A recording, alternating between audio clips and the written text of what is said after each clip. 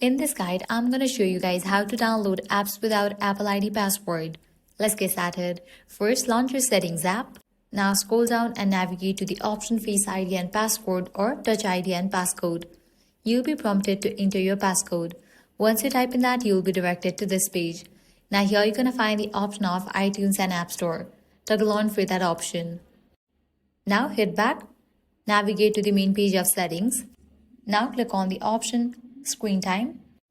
Click on the option Content and Privacy Restrictions. Make sure you have enabled for this option. Then click on the option iTunes and App Store Purchases.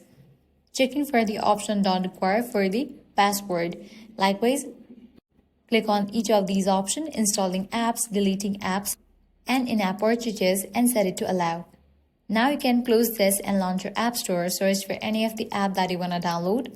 Click on the option of Get. You'll be prompted to use your Touch ID or Face ID.